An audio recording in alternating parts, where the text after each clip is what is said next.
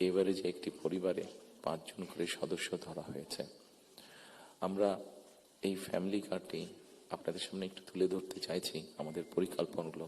কারণ এখানে একজন সাংবাদিক উল্লেখ করেছেন যে 25 তারিখে যখন আমি এসেছি আমি একটি কথা বলেছিলাম, মার্টিন লুথার কিং এর মতন আই হ্যাভ এ ড্রিম যেমন বলেছিল 62 বছর আগে মার্টিন লুথার কিং, আমি বলেছিলাম আই হ্যাভ এ প্ল্যান। সেই প্ল্যানের মধ্যে একটি অংশ হচ্ছে বাংলাদেশের যে হাফ পপুলেশন নারী তাদেরকে ঘিরে, এবং সেটি হচ্ছে ফ্যামিলি কার্ড।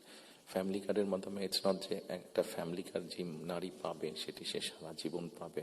একজন গৃহিণী বা একজন হাউস ওয়াইফ যে পাবেন কার্ডটা সারা জীবনের জন্য না, আমরা 5 থেকে 7 বছর দেব। এই 5 থেকে 7 বছর তাকে আমরা একটা সাপোর্ট দেওয়ার চেষ্টা করব। সেটা টাকার হিসাবে হতে পারে অথবা এসেনশিয়াল ফুড আইটেমের হিসাবে হতে পারে। কারণ আমরা দেখেছি যে একজন নারী বা একজন স্ত্রীকে বা একজন গৃহিণীকে যদি একটি সাপোর্ট দেওয়া হয়, সেটি সে তার ফ্যামিলির জন্য সঠিকভাবে খরচ করে দেন একজন পুরুষ। এবং আমরা রিসার্চে দেখেছি যে যদি 5 থেকে 7 বছর দেওয়া যায় তাহলে সে যেই অর্থটা তার হাতে জমা হয় সে মূলত 3টি কাজে খরচ করে।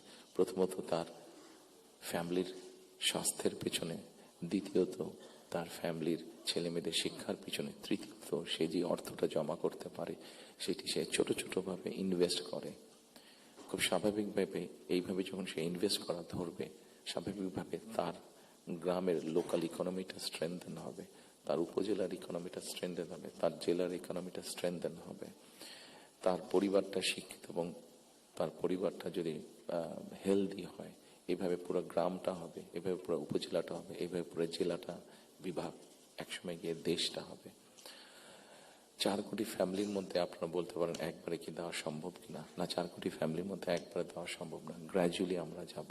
যারা প্রান্তিক, যারা যাদের যাদের নিডফুল আন্ডার প্রিভিলেজ, তাদেরকে দিয়ে আমরা শুরু করব।